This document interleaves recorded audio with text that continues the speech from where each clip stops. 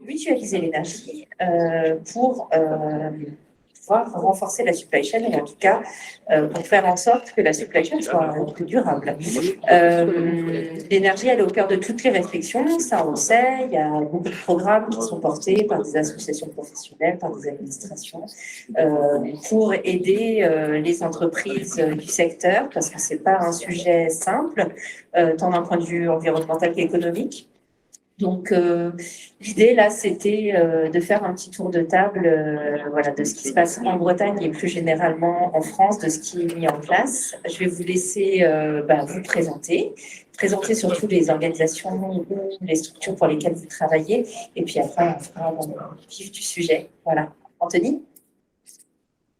Bonjour à tous, Anthony Rouxel, je suis délégué de la FNTA en Bretagne, la Fédération nationale des transporteurs,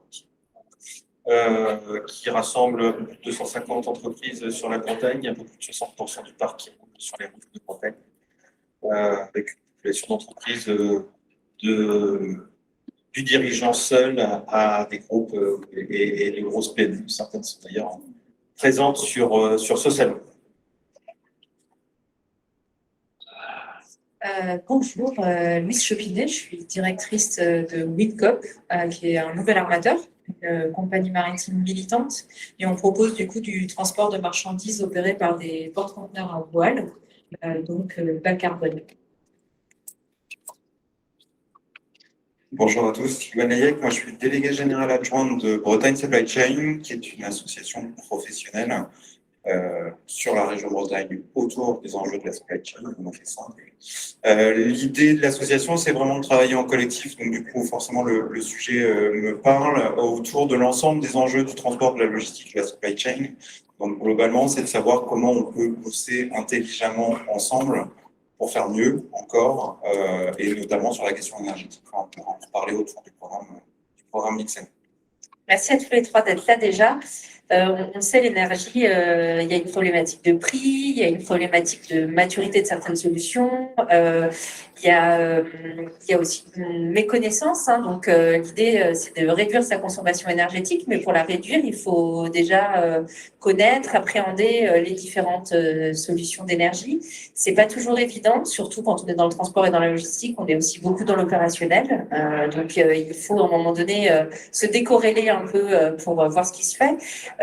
Est-ce que pour démarrer, on pourrait faire peut-être un petit état des lieux en fait de où on est le secteur du transport et de la logistique en termes de transition énergétique? Est-ce qu'il y a une prise de conscience et si oui, comment elle se matérialise tout simplement? Allez-y, se lance celui qui veut. Je ne regarde personne. Bon, je démarre. Moi, je vais parler du transport maritime. Évidemment, c'est très intéressant ce qui se passe dans le transport maritime. En gros, évidemment, je vais parler de transport à la voile, mais pas que. Aujourd'hui, il faut se rendre compte qu'il y a deux instances qui ont déjà encadré et qui vont légiférer autour des émissions carbone et soufre des navires en mer. C'est l'Organisation maritime internationale et l'Europe. Et donc là, dès 2023, il y a déjà des mesures restrictives en fait, qui sont appliquées à l'ensemble de la flotte internationale sur la réduction des émissions des navires et qui sont très contraignantes en fait. Donc il y a déjà, et c'est intéressant parce que l'Organisation maritime internationale, c'est tous les bateaux qui naviguent sur toutes les eaux. Donc les contraintes qui arrivent là sont d'ordre de réduction des émissions à travers la réduction de la vitesse. Donc, il va y avoir une surveillance en fait de la vitesse à laquelle sont opérés les navires et aussi des typologies évidemment de carburants qui sont utilisés. Et si les compagnies maritimes ne respectent pas ces enjeux, il y a une taxe carbone qui est mise en place avec le principe des ETS, vous connaissez, je pense, tous ici. Qui va donc être vraiment contraignant. Donc, c'est en train de bouger sur le secteur maritime. Après, qu'est-ce qu'on voit? Peut-être je prendrai ça dans un second temps, mais qu'est-ce qui est en train d'être mis en place? Mais il y a des solutions alternatives énergétiques, il y a le cargo à voile qui s'affranchit en partie de la consommation énergétique.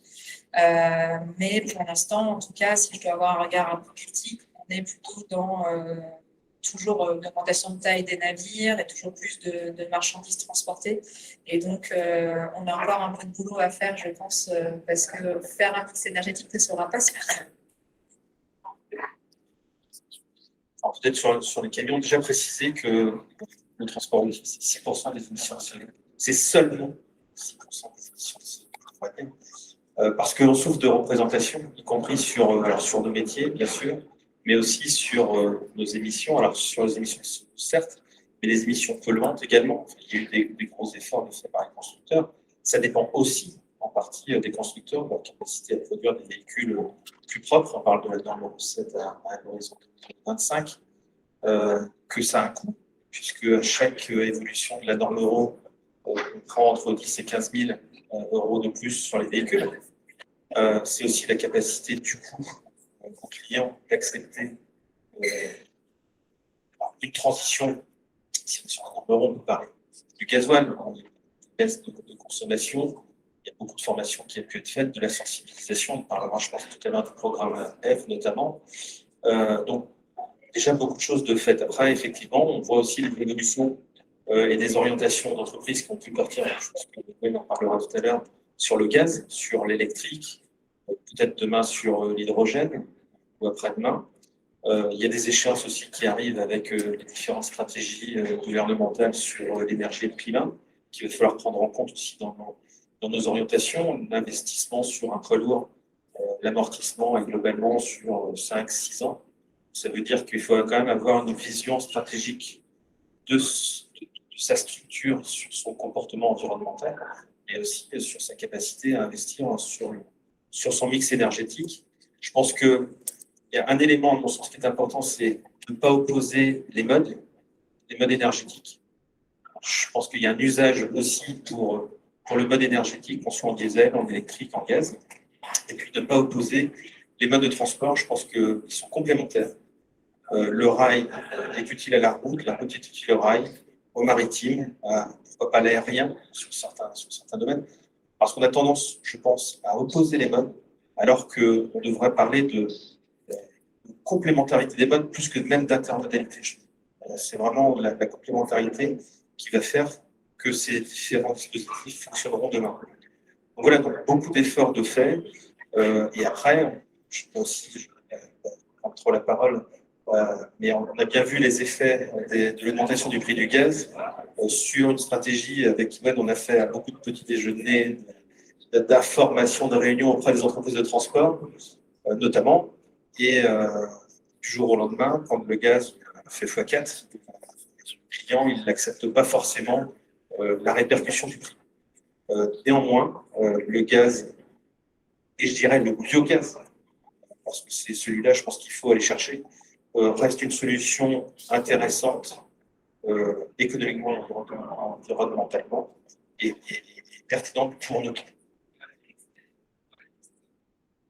Comment est-ce que les transporteurs vivent ces sujets-là que vous venez de nous évoquer? C'est lourd. Comment ils le vivent au quotidien? Comment ils l'appréhendent?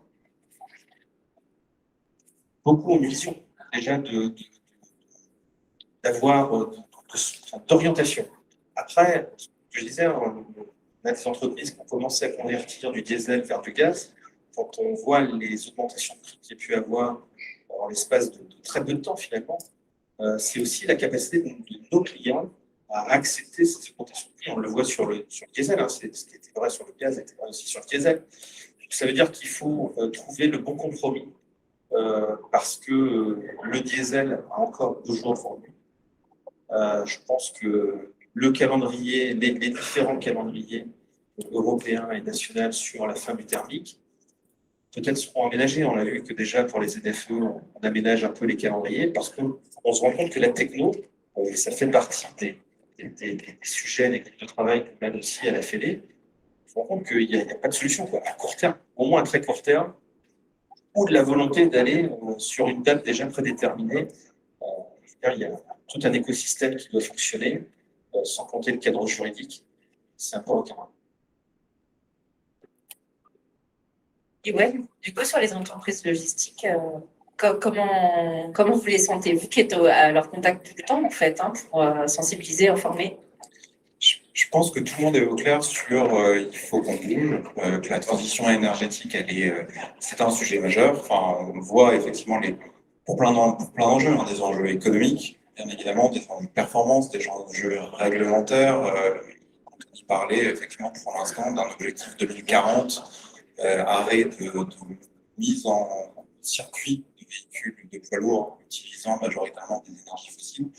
2040, certaines activités, c'est demain. On a effectivement les ZFE qui arrivent le 1er janvier 2025. Donc les enjeux sont clairement là et je pense que tous les acteurs ont compris qu'il fallait avancer. Effectivement, après, ce que disait Anthony, c'est comment on avance, vers quelle énergie on avance, qu'est-ce qui sera disponible sur mon territoire, est-ce qu'on aura effectivement les véhicules, les stations d'avitaillement, est-ce qu'on aura l'offre de formation, est-ce qu'on aura les garages adaptés. Donc c'est toute cette question effectivement de calendrier, de à marche forcée. Et je pense que tous les acteurs sont impliqués. On parlera effectivement du programme EV, où on a énormément de transporteurs qui sont engagés depuis 2007 sur ce programme-là. Enfin, la volonté, elle est là. Après, derrière, c'est comment on se met en marche concrètement.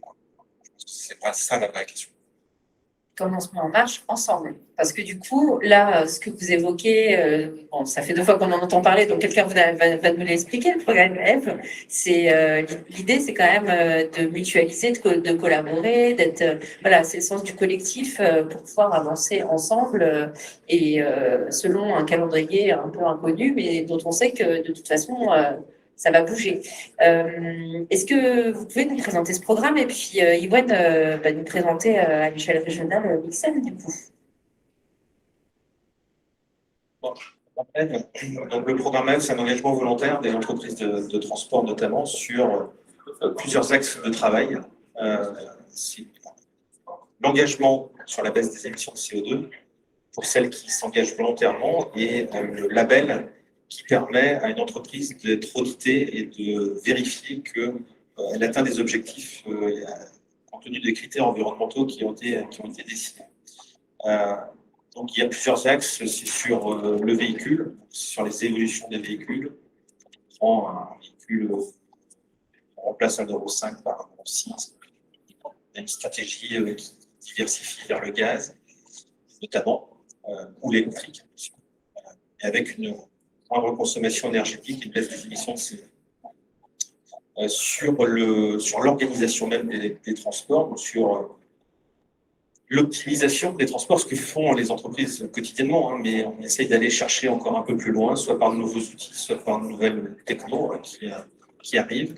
On est sur le produit en lui-même, hein, sur le diesel, avec la possibilité de mettre des additifs, et puis sur la formation des conducteurs et des conductrices à l'éco-conduite. Voilà, donc c'est quatre principaux axes qui sont travaillés, qui permettent à nos entreprises d'avoir, je représente souvent sur aussi, ça devient un outil d'aide à la décision, parce que ça permet d'avoir une vraie photographie de sa structure en termes environnementaux et de travailler sur du court terme, du moyen terme, du plus long terme, et d'avoir un peu de visibilité aussi sur ses investissements, sur son volume de formation, sur tout un tas de choses.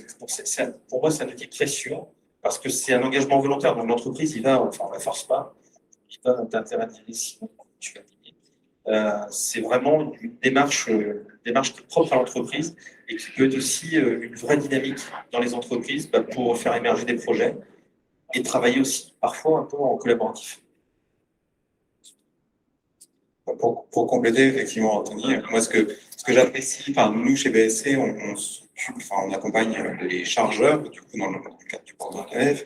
Ce que je trouve intéressant dans le programme EV, et ça revient au titre de cette conférence, c'est qu'on a vraiment 3 dispositifs. C'est-à-dire qu'il y a le programme Engagement volontaire pour l'environnement, avec l'historique objectif CO2 côté transport routier de marchandises et de voyageurs, donc depuis 2007, de mémoire, et où, à un moment donné, on s'est rendu compte que les transporteurs ne pouvaient pas tout. C'est-à-dire qu'à un moment donné, il y avait un certain nombre d'actions qui étaient à la main des chargeurs, et donc, du coup, on a créé le dispositif Fret 21, qui est simplement une adaptation côté chargeur, c'est-à-dire que les chargeurs peuvent travailler sur le taux de chargement, sur les distances parcourues, sur le conditionnement, sur l'emballage. Enfin, il y a tout un tas d'actions aussi côté chargeur, et un dispositif FCOM pour les commissionnaires.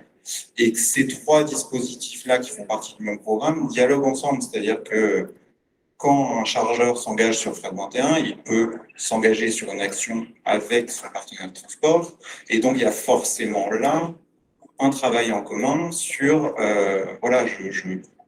peut te demander ou te pousser doucement vers une solution alternative au diesel. Par contre, comme on est en partenariat, en contrepartie, je peux te donner un contrat plus long pour te sécuriser aussi. Enfin voilà, il y a aussi ce dialogue effectivement entre les maillons de la chaîne logistique qui est assez intéressant, je trouve, grâce au programme EVE.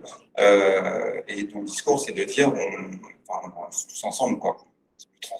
Le transporteur n'est pas tout seul, à un moment donné, il y a bien le chargeur derrière, il y a bien le commissionnaire, c'est bien la chaîne globale qui doit aller dans le même sens. Sur d'efforts partagés. Et sur le transport maritime, du coup, est-ce qu'il y a des équivalents?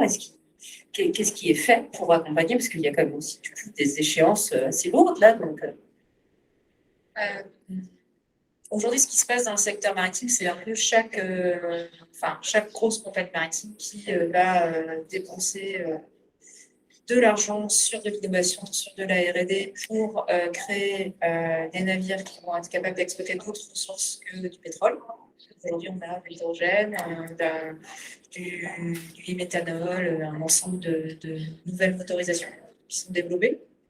À côté de ça, il y a les nouvelles compagnies maritimes comme nous, on s'engage plus sur de la voile, il y a une absence d'utilisation de ressources, en fait, plus l'utilisation du vent uniquement.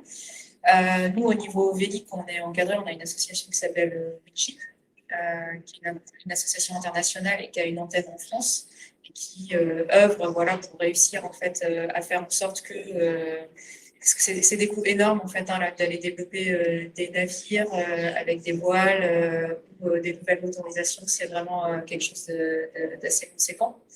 Et donc qui œuvre à mettre en place tout ça, à faire en sorte qu'aussi au niveau de l'État, il y a des choses qui soient considérées. Et ensuite, il y a une dernière catégorie, là on a parlé plutôt de construire des nouveaux bateaux en fait, avec des motorisations alternatives ou des solutions de propulsion alternatives. Et il y a certains acteurs qui se positionnent, qui sont sur ce qu'on appelle le refit. Donc réussir en fait à faire en sorte que des navires qui tournent au diesel, au gasoil, puissent avoir un équipement supplémentaire leur permettant de réduire leur consommation énergétique sans changer leur motorisation. Et donc là, c'est principalement du kite, en fait, donc des ailes de kite qui sont développées pour pouvoir tracter ces navires-là. Donc voilà, globalement, c'est ça qui se passe, mais c'est vraiment entre les mains des compagnies maritimes aujourd'hui, en fait. Il n'y a pas forcément de structure qui va venir participer, aider à mesurer, etc. On est sur une contrainte au niveau organisation internationale et derrière, c'est les compagnies maritimes qui doivent mettre en place ce qu'il faut pour répondre à ces contraintes. On est sur des enjeux aussi assez forts avec moins 30% en 2030, moins 70 à 2050 si je ne me trompe pas en termes d'émissions carbone. Donc voilà, il y a du coup. Et alors, du coup, est-ce que vous pouvez nous expliquer un peu comment fonctionne votre entreprise, comment elle travaille, comment elle est née aussi, parce que c'est une jolie histoire. Beaucoup de questions à question. Wincop, c'est né. Donc, qu'est-ce qui amène aujourd'hui des gens à se dire on va faire du transport à la voile, on va proposer un service maritime décarboné, parce que c'est plutôt ça à l'origine, et après on va utiliser la voile. Ce qui a mis le feu aux poudres de Wincop et qui a créé l'entreprise, c'est un chargeur en fait. C'est un chargeur qui est venu voir Zéphyr et Boré. Donc en fait, Wincop est une émanation de Zéphyr et Boré que peut-être vous connaissez puisque c'est plutôt connu en Bretagne, avec Adoubé, le premier cargo à voile pour Ariane Group qui est en train d'être exploité pour la première fois ce mois-ci. Et donc, il y a un chargeur qui est venu en disant moi, j'importe mes marchandises depuis Madagascar. Sur l'analyse de cycle de vie de mes produits, je suis exemplaire, sauf sur la partie maritime. Et donc, je veux une solution. Je veux pouvoir décarboner mon transport. Et je pense que ce que vous faites, c'est intéressant. Mais je veux vraiment beaucoup décarboner. Donc, alors que Zéphyr et Boré aujourd'hui a une solution plus industrielle, en fait, où on va faire des économies d'énergie, mais tout en respectant des ETA qui sont encore très rapides et trop rapides pour vraiment abaisser complètement les économies d'énergie réalisées par les navires. Et c'est lié aux besoins clients. Et ce client-là voulait, lui, vraiment aller beaucoup plus loin. Et on a un troisième acteur qui rentre dans la boucle pour créer Wincop, qui est Enercop.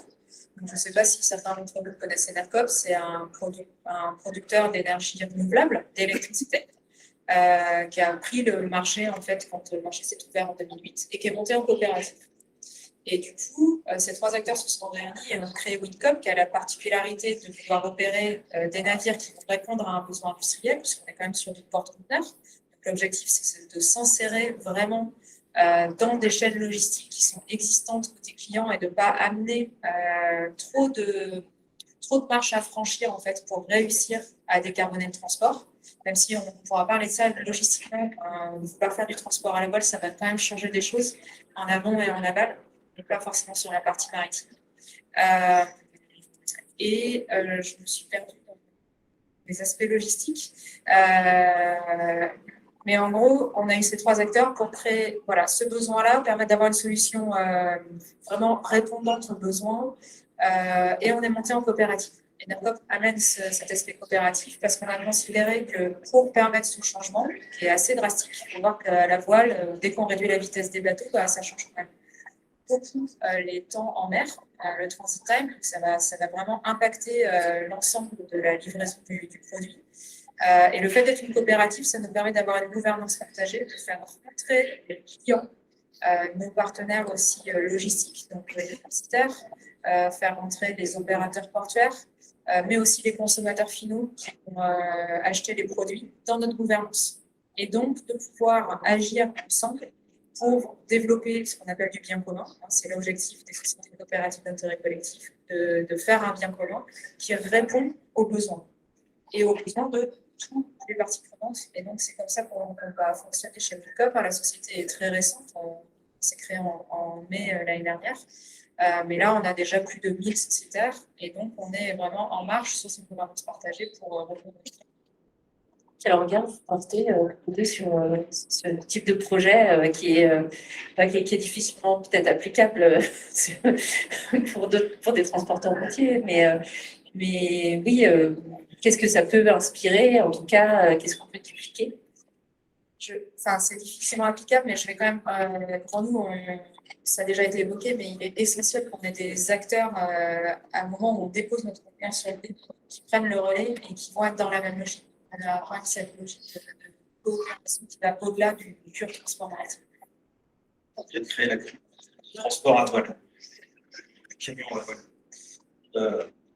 Ce que ça inspire, c'est un peu ce que je suis de dire la complémentarité des modes. La techno avance super vite. Après, il y a le cadre juridique, il y a le cadre réglementaire qui met en place. On voit bien qu'on tend quand même vers des améliorations techno, on peut la rappeler aussi. Donc, c'est plus sur cette complémentarité-là qu'il faudra, à mon sens, travailler, parce que pour un peu se passer les camions. Donc, il faut réfléchir avec le camion. Je pense que le camion, ce n'est pas le problème, c'est plutôt la solution. Après, il faut travailler sur la performance durable de l'ensemble de la chaîne, de notre mode routier, principalement, concerné par ce sujet-là. Mais on est incité aussi, donc je pense que 2050, finalement, ça paraît loin, mais dans nos réflexions, parce qu'entre le temps politique, le temps économique, le temps écologique, enfin, je veux dire, et la mise à disposition des solutions, ça fait partie des axes, justement, sur la stratégie énergie-climat. Il y a des groupes de travail qui sont constitués sur le verdissement des flottes. Comment on fait, mais derrière, ça pose plein de questions sur justement les équilibres territoriaux, sur les stations d'avitaillement, sur l'électricité, sur la production, sur l'encadrement des prix de l'énergie, mais sur une visibilité de ces prix, parce qu'on est obligé d'avoir un peu de visibilité, de savoir comment investir en fonction de l'usage. Donc l'échelle de temps est aussi importante. Il y a un deuxième axe qui est sur les évolutions techniques, qui est technologique. Là aussi, on n'est pas les seuls, il y a les constructeurs. Qu'est-ce qu'ils sont en mesure de produire à court terme, à moyen terme et à long terme? L'hydrogène, c'est mais c'est pareil, quand on dit le gaz, je pense que c'est plutôt le biogaz qui est intéressant. Le gaz en lui-même, c'est bien, mais c'est vers le bio qu'il faut aller, y compris pour l'hydrogène. Donc, c'est des vraies réflexions structurantes, mais aussi voilà, qui nécessite du temps, de l'organisation et de la mise à disposition des matériels. Aussi un élément sur la connectivité des véhicules qui vont permettre, je pense, aussi d'améliorer les consommations, parce qu'on est beaucoup sur la consommation, notamment sur le diesel. Là aussi, après, il faut travail collectif à mettre en œuvre aussi. Et puis sur l'optimisation, parce que la massification, c'est un point important. Et j'insiste sur la complémentarité des modes, parce que le rail ne peut pas se passer de la route ne peut pas se passer du rail, quoique. Donc voilà, il faut trouver les synergies et être capable aussi de revoir un peu ces schémas, parce qu'intellectuellement, ça nécessite aussi quand même. Donc, voilà, il faut un peu de maturité. Mon regard là-dessus, moi, je trouve que c'est très inspirant. Enfin, voilà, encore une fois, hein, je pense que il y a beaucoup de choses qui se passent. Alors, on ne va pas complètement bouleverser le modèle en 5 ans, mais ce que je trouve intéressant, c'est qu'il y ait des projets, enfin, le transport maritime à la voile, je pense qu'il y a encore 5 ans, ou un peu plus, enfin, en tout cas, regardez ça comme un doux rêve. Aujourd'hui, il y a des projets qui se réalisent, qui sont lancés, enfin, il y a des lignes qui existent, etc. On parlait de l'hydrogène, le serpent de mer, au final, bon an, mal an, tout n'est pas fait, on n'a pas forcément de modèle économique, on n'a pas, etc. Mais en tout cas, ça arrive et ça arrive relativement vite. Il y a des modèles logistiques sur la logistique urbaine qui évoluent aussi très vite. Enfin, en tout cas, il y a encore une fois un gros des volumes. On ne va pas basculer du jour au lendemain, mais en tout cas, on voit des choses qui émergent, des solutions qu'on regarde un peu en disant c'est quoi ça, et au final, 3 ans après, il y a des réalités qui évoluent. Donc je trouve ça, moi, relativement positif. Et du coup, est-ce que vous pouvez nous parler, là, au niveau régional, d'un programme que vous avez lancé, justement autour de ces questions d'énergie et puis après, on reviendra un peu, parce que depuis tout à l'heure, on parle de gaz, biogaz, hydrogène. Un petit point aussi, un petit point énergie. Et oui, je vous regarde. Ce sera peut-être.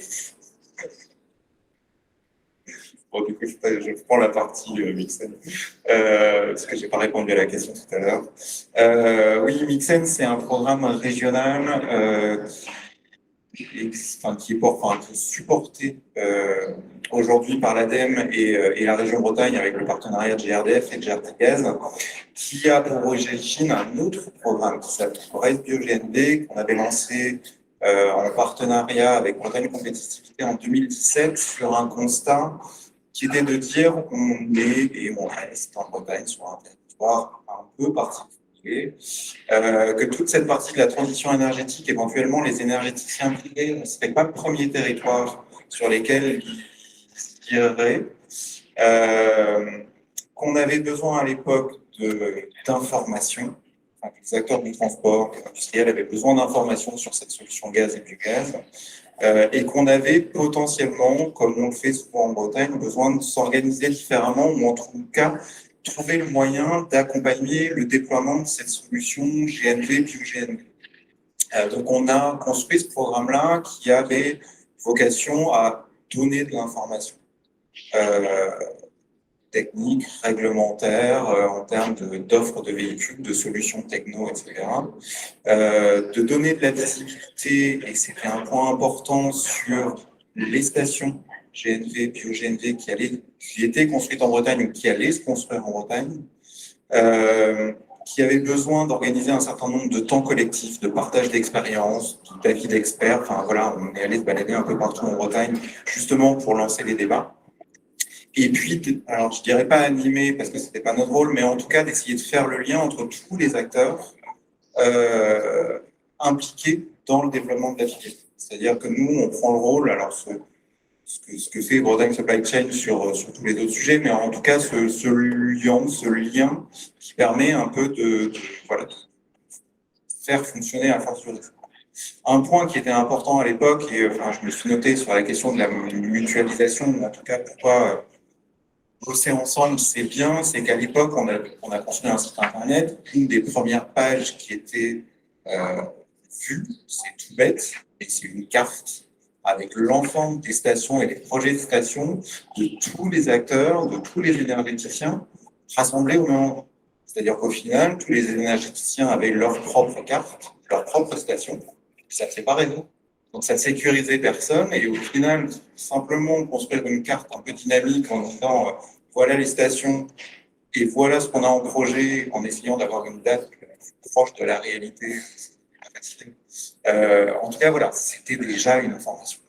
Voilà. Du coup, on a mené ce programme-là pendant 4 ans autour du développement de la filière biogaz. On s'est dit, la filière est lancée, on avait une vingtaine de stations sur la région Bretagne, l'information avait bien circulé. On s'est dit, on n'a pas vocation, nous, à défendre, ou en tout cas à mettre en avant une énergie alternative par rapport à une autre. Et donc, du coup, on a fait évoluer le programme vers un programme qui s'appelle MixN, pour mix énergétique avec un N, puisqu'on est en Bretagne, qui a vocation à aborder, et du coup, je passerai la main pour parler énergie à Anthony, de biocarburants, d'hydrogène, de biogaz et d'électricité en disant, bah voilà, chaque énergie a son intérêt. Quelle énergie pour quel usage, c'est une éternelle question laquelle je rajouterai sur quel territoire. Mais en disant, bah, voilà ce qu'on a à disposition en Bretagne. On vous donne de l'information factuelle, on organise des temps d'échange pour partager les retours d'expérience des uns et des autres sur ces solutions alternatives et faire émerger aussi des projets sur les territoires en se disant, bah voilà, sur tel territoire, on a peut-être 2 jolis projets à construire autour des solutions alternatives, autour de la production, de la consommation, enfin voilà. Donc du coup, c'est tout ça, Mixen. Voilà. Alors, juste avant qu'on fasse le point énergie, il y a eu un. Quel écho? Quel écho des acteurs du territoire, donc des industriels, des transporteurs, des logisticiens, ça a eu de l'écho? Je sais pas, je pense, alors encore une fois, hein, je pense qu'on a fait le job à notre niveau. On n'a pas bouleversé le monde, hein. Mais en tout cas, je pense que autour de nos temps collectifs, on a eu, je crois que là, depuis que le programme existe, on a touché à peu près 3500 personnes qui sont venues à nos événements. On a fait 250 entretiens individuels. Je crois qu'on a plus de 150 événements depuis le début qu'on a pu organiser, des petits-déj, effectivement, des conférences, etc., pour créer ce lien, effectivement, pour donner à voir, pour faire discuter les gens entre eux, pour confirmer des choses, ou en tout cas mettre en avant des incertitudes qu'on avait, mais on avait les mêmes, c'était déjà un premier niveau d'information. Donc voilà, faire ce lien-là, voilà, on prend notre rôle, encore une fois, on n'a pas toutes les réponses, on ne va pas tout porter, mais en tout cas, voilà, on est un des acteurs qui peut être en tout cas une porte d'entrée aussi pour faire de la mise en réseau vers voilà, des énergéticiens, des porteurs de projets, des territoires, enfin voilà. Et puis pour comprendre aussi, tout simplement, peut-être. Donc du coup, pour bien comprendre, est-ce que vous pouvez, non mais très rapidement, mais voilà, nous expliquer un peu le panorama des énergies, les usages, et c'est intéressant ce que disait Wally, pour quel territoire, on peut peut-être aussi expliquer ça, quelles difficultés selon les territoires adressés.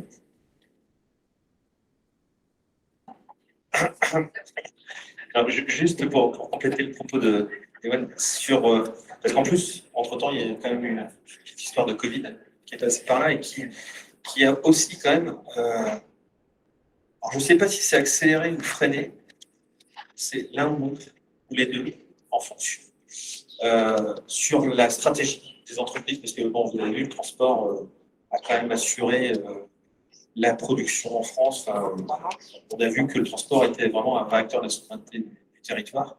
Et sur justement ces sujets d'optimisation, notamment, c'était important. Je vais juste le dire parce que c'est pas neutre dans la stratégie. Après, sur les énergies, le diesel, c'est le majoritaire. Parce que la techno est la plus aboutie sur le diesel. Ensuite, on a vu, on entend beaucoup parler du B100, qui est une énergie végétale. Je ne suis pas un fin technicien qui est là aussi réservé, on va dire, à tout le parc ne pourra pas passer en décembre, puisque c'est d'abord pour nourrir la planète. Et c'est une alternative. Ensuite, on a le GNV, le gaz naturel des véhicules.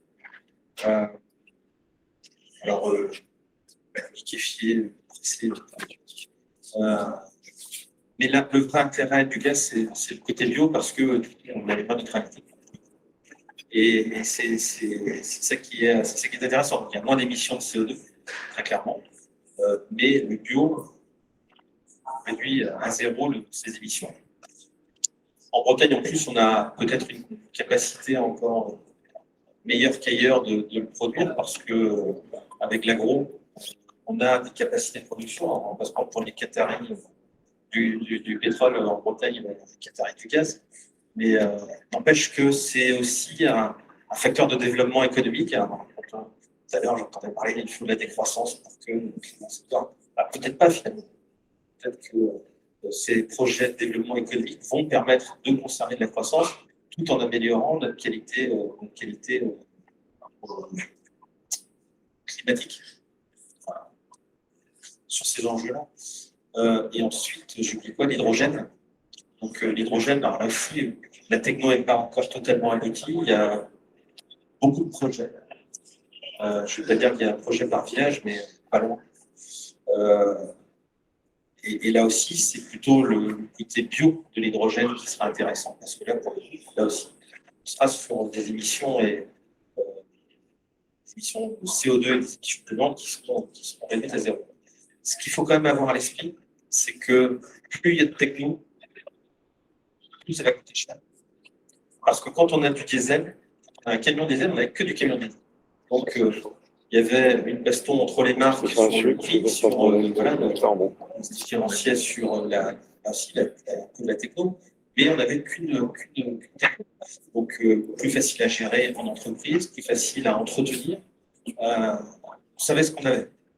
Là, la multiplicité des énergies et donc des matériels surenchérit l'ensemble des coûts.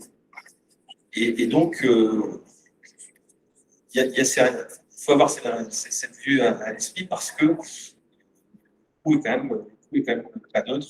Il faut former les dieselistes, mais il faut les former au gaz, il faudra former à l'hydrogène, à l'électrique. J'ai oublié l'électrique tout à l'heure. Et après, effectivement, en fonction des usages, l'électrique est plutôt réservé sur la livraison du dernier kilomètre, en tous les cas, puisque l'autonomie est plutôt faible, même s'il y a beaucoup de progrès actuellement sur l'autonomie des véhicules.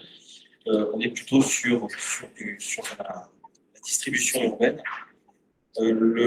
Après, le gaz, le GNC, pressé, je ne veux pas être trop technique, hein, c'est pas forcément ce qui est plus intéressant, mais plutôt réservé à la courte distance. Là aussi, pour des questions d'autonomie, le GNL est plutôt, lui, pour la longue distance, toujours pour des questions d'autonomie des véhicules. Et le diesel, voilà un peu le panorama. Le vent pour le temps. Ça me fait réagir en fait parce que en effet, on a plein de solutions qui sont l'énergie et qu'on est en train d'étudier et on fait beaucoup d'études technologiques pour réussir à exploiter ces énergies. Mais ce qu'il ne faut pas oublier, je vais décentrer un peu le débat, c'est qu'en fait, on n'arrivera pas avec ces nouvelles énergies à répondre à l'équation efficacité, stockage. Donc, quoi qu'il arrive, ça va demander une transition très, très forte, et certes au niveau des entreprises, mais beaucoup au niveau des consommateurs. En fait, on ne va plus pouvoir fonctionner dans un système tel qu'il l'a connu, parce qu'on ne va pas aller aussi loin ni aussi vite et à si faible prix. Et je pense que l'étape d'après, et c'est intéressant d'en parler d'un point de vue régional, et c'est intéressant d'autant plus en Bretagne, c'est qu'en fait, il va y avoir un maillage territorial qui va devoir se réorganiser d'un point de vue logistique, dépendante des énergies qu'on va utiliser. L'hydrogène, typiquement, est une solution qui est extrêmement évaluée actuellement, mais sur un navire au long cours n'a aucun sens. Parce qu'en termes de capacité de stockage sur le navire, en fait, on aurait plus de 70% du navire qui serait rempli d'hydrogène, donc transporterait le premier. Ça n'a pas de sens sur ces échelles-là. Et en Bretagne, j'ai appris la semaine dernière qu'en fait, les ports bretons. Dans les ports bretons, transitaient chaque année à peu près 8 millions de tonnes de marchandises par an, alors qu'au niveau de la Bretagne, c'est 50 millions au total de marchandises qui transitent. Ça veut dire qu'il y a une énorme majorité des marchandises qui transitent sur le sol breton qui proviennent d'autres régions. Et les régions partenaires de la Bretagne sont la Belgique, Anvers, donc un des plus gros ports de commerce d'Europe, et la Normandie, Le Havre. Donc moi, évidemment, je prêche ma paroisse sur le côté maritime, mais je pense qu'au-delà des solutions énergétiques qui en effet, vont avoir chacune un rayon d'action, il y a une autre logique qui est à prendre en compte, c'est le maillage territorial, quelle énergie on où et comment en amont des déplacements terrestres, on parle beaucoup, on va réorganiser le transport pour permettre d'avoir un coût énergétique moindre et de recentraliser en fait. Vraiment, enfin, de décentraliser, mais de recentraliser localement, territorialement. Je pense que c'est des choses qui font prendre en compte. Et surtout ne pas se dire qu'on va retrouver une solution miracle telle que le diesel, qui est vraiment quelque chose d'exceptionnel, ce qu'on fait avec un litre de diesel, alors on n'arrive pas à reproduire du tout avec n'importe quelle autre énergie. Et que donc, dans nos comportements, on va devoir forcément s'adapter. Dans nos modes de consommation, je parlais tout à l'heure de logistique. Nous, à la voile, ce qu'on impose, c'est qu'il ne va pas y avoir un bateau tous les jours. On va avoir un bateau qui va accoster des délais plus longs. Et donc, les marchandises doivent pouvoir être stockées en amont sur le port ou en aval. On n'est plus dans de l'immédiateté. Et donc, ça nécessite de revoir nos schémas logistiques, mais en fait, de revenir à quelques centaines d'années avant. Mais on ne sait plus le faire et on n'est plus habitué à ça. Donc, le changement énergétique, il doit être collectif, mais il va aussi être sur beaucoup de pans différents et pas uniquement la techno et les choix que feront les entreprises. Gwen, on parle beaucoup de maillage territorial. Du coup, c'est pour vous le boulot là, en Bretagne. Peut-être Ça y est, je reviens. Non, mais effectivement, je pense qu'il y a il y a effectivement une question de maillage territorial en termes de solutions d'avitaillement. Il y a une question effectivement d'implantation logistique, d'organisation logistique. Simplement pour compléter effectivement sur la question de l'énergie, je pense que il y a cette question de quelle énergie, il y a la question effectivement des organisations, mais effectivement il y a la question aussi de consommer moins, du transporter mieux, qui fait beaucoup de choses, mais il y a aussi cette question effectivement d'optimisation. Enfin, nous, c'est un sujet qu'on veut embarquer cette année, c'est comment est-ce qu'on optimise encore plus, comment est-ce qu'on massifie, comment est-ce qu'on mutualise, comment on fait du report modal. L'idée, c'est pas de mettre les modes les uns à côté des autres. Encore une fois, ils sont complémentaires, mais effectivement, en Bretagne, on fait 95% de routier, 4% de maritime, 1% de ferroviaire. Peut-être qu'il y a un autre équilibre à trouver. Enfin, voilà, en tout cas, on peut peut-être y travailler ensemble. Donc, il y a aussi cette question d'organisation. Et je pense qu'encore une fois, là, le travailler ensemble sur des territoires, parce qu'on peut peut-être, optimiser, ça peut être aussi intéressant. On est vraiment sur l'intelligence collective. Alors, il ne reste pas beaucoup de temps. J'aimerais qu'on consacre un peu de temps pour des questions. Donc, dernier petit tour de table, mais en termes de prospective, de projet, je ne sais pas, vous bossez sur quoi à la FNTR, justement, pour 2023, les objectifs? Les objectifs, c'est de continuer à développer le programme EVE, dont on parlait tout à l'heure, pour accompagner justement un nombre d'entreprises vers une démarche plus vertueuse. Et puis, il faut avoir un regard sur justement la stratégie française d'énergie climat, parce que ça va 2050, c'est loin, mais en même temps, il y a tout un tas d'échéances 2030, 2040, 2050. Donc, il va falloir, il faut y travailler maintenant pour tenir, en tous les cas, essayer d'arriver à ces objectifs. Voilà, je pense que de ces défis, il faut en faire des opportunités. C'est aussi ça qui va enrichir tous nos débats, toutes nos démarches.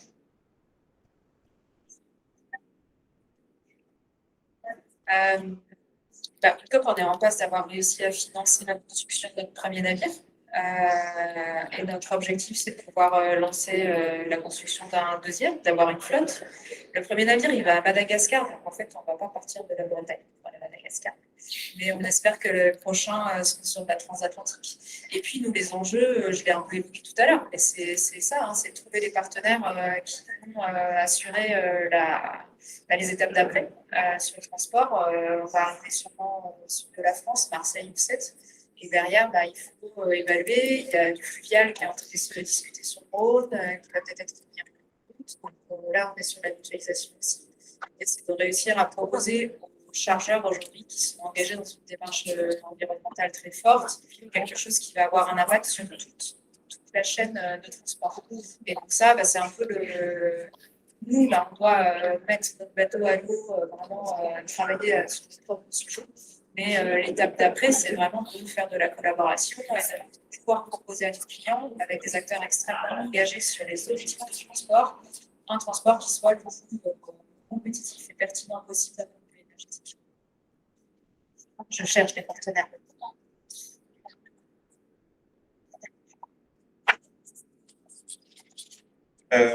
Alors, côté BSC, les perspectives, faire réseau collectif. Non, plus sérieusement, côté Bretagne Supply Chain, nous, on a un vrai sujet, effectivement, sur des questions de comment on travaille ensemble sur des questions d'optimisation, de massification, de mutualisation, comment on peut travailler sur les territoires pour construire des projets intelligents ou sur des filières pour construire des solutions intelligentes. On a une vraie demande de nos adhérents, notamment finistériens. Voilà. La situation étant ce qu'elle est, le coût du transport aussi impacte et donc il y a aussi des choses à faire. Donc on va organiser un grand colloque, ce qu'on appelle le 4 avril prochain sur Brest, pour lancer effectivement cette dynamique en disant, enfin voilà, si vous voulez travailler sur ces sujets, ce sera avec plaisir. Sur Mixen, on a fait aussi lancer un petit tour de Bretagne des énergies. L'idée, c'est de revenir aussi pareil du côté terrain en se disant, je suis à Quimper, je suis transporteur à Quimper, quelle solution alternative j'ai aujourd'hui?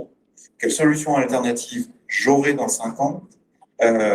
Parce que voilà, je travaille à Poudre-Zic, la solution énergétique qui sera la mienne ne sera pas forcément celle que j'aurai à Béac ou ne sera pas forcément la même que j'aurai à Rennes. Donc se dire cette nécessité aussi de se raccrocher au terrain en disant voilà, arrêtons de rêver sur des stations d'avitaillement partout en Cornouailles dans 2 ans. En hydrogène, peut-être pas. Mais du coup, voilà, on aimerait bien revenir un peu de ces terrains-là et surtout refaire du lien entre les acteurs économiques, les porteurs de projets. Il y a des sujets d'hydrogène à Quimper, pourquoi pas faire du lien. Voilà. Et du coup, voilà, essayer d'aller se balader un petit peu toute l'année pour voilà, rencontrer les transporteurs, rencontrer les industriels et pouvoir faire le lien entre énergéticiens, porteurs de projets pour voilà, faire émerger éventuellement, enfin donner de l'information et faire émerger de jolies choses. Ce qui est très rassurant dans tout ça, c'est qu'on parle des nouvelles énergies, de nouvelles technologies, etc. Mais en fait, sans plein de petits cerveaux tous ensemble, il ne va pas se passer grand-chose. Donc on était bien sur la question de la mutualisation et du faire ensemble. Merci beaucoup en tout cas d'avoir pris le temps pour parler avec nous. Et puis du coup, il reste 5 petites minutes. Est-ce qu'il y aurait des questions? Et je me lève du coup pour vous apporter le micro. Donc quand je me suis levée, ce serait bien d'en faire une au moins, si je ne me suis pas levée pour rien. Merci.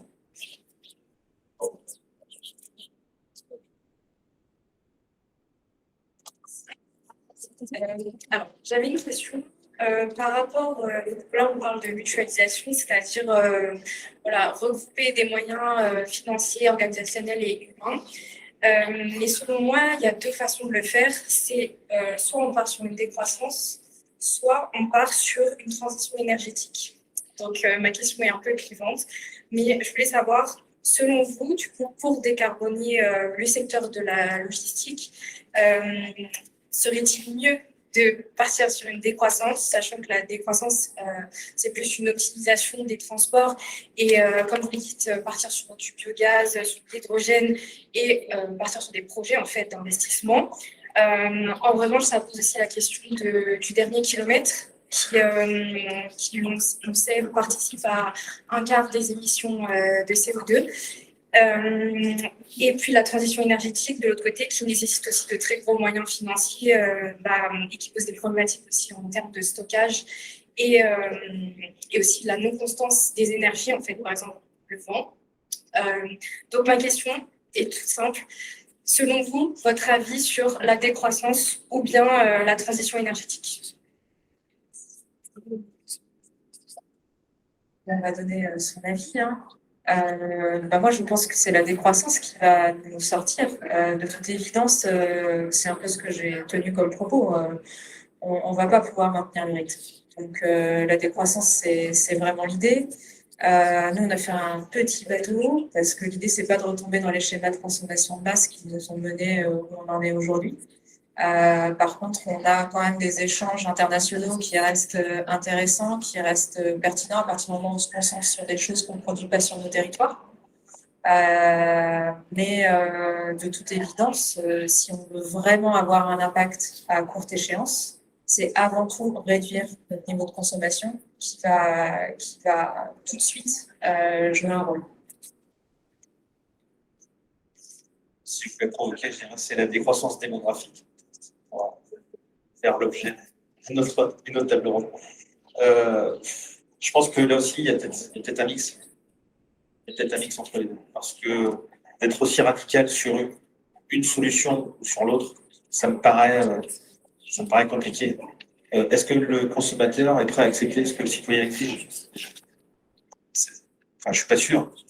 On a tellement dévalorisé aussi je vais faire attention à ce que dit le travail. Quand on dit parler de la gratuité des transports, les transports ne sont pas gratuits. La gratuité de livraison, ça veut dire que le conducteur ou la conductrice qui est au volant du camion, ça vaut zéro. Je ne crois pas. Les transports en commun ne sont pas gratuits, ils sont en partie pris en charge déjà par la collectivité. Quand le billet coûte 1,50 €, en réalité, c'est pas ce que 10 €. Donc, tout ça, c'est, je pense, des réflexions qui, pour répondre sur décroissance ou transition, je pense que ce sera un petit peu des deux et ça va vite.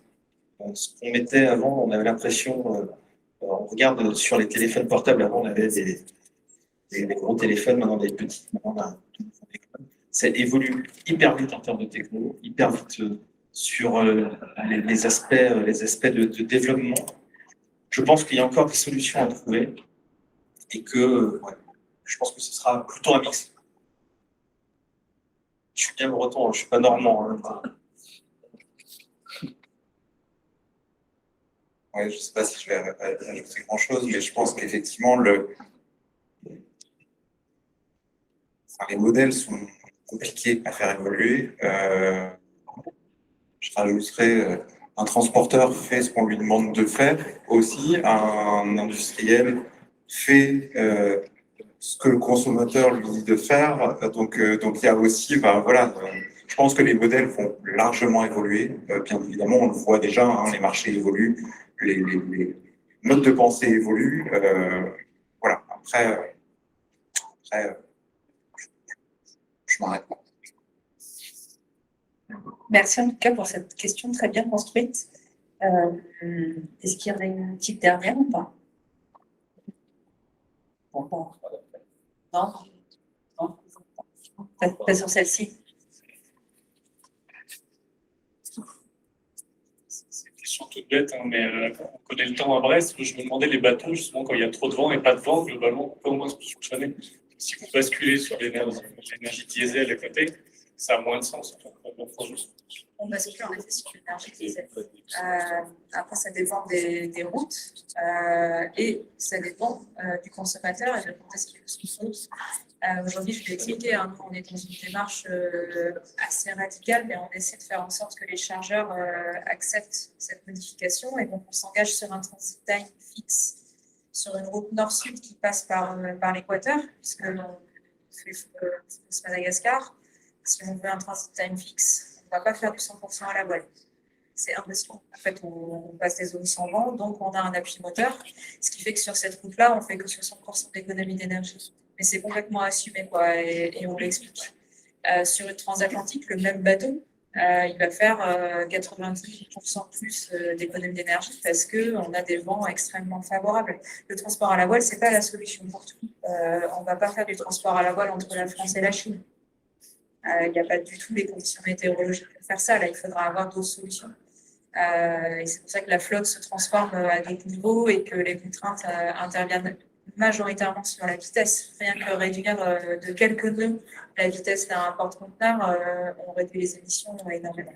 Donc, on est encore dépendant de la ressource diesel. Nous, on a fait ce choix et ça va rebondir un peu sur la discussion qu'on a eue parce que en allant à Madagascar ou même sur d'autres pays, c'est une ressource qu'on va pouvoir remplir nos soutes, faire du sauvetage partout. Aujourd'hui, si on passait sur une autre technologie, on aurait des difficultés à peut-être pouvoir ressouter au cours du voyage, quoi. Donc, on est encore sur du diesel. Après, sur des moteurs qui sont très, très efficaces, qui sont calibrés par rapport au bateau. Le bateau, dans notre cas, à la voile, il a une carène qui est extrêmement optimisée pour être efficace dans l'eau, donc on consomme moins.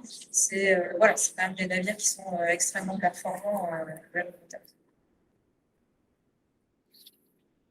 Merci beaucoup.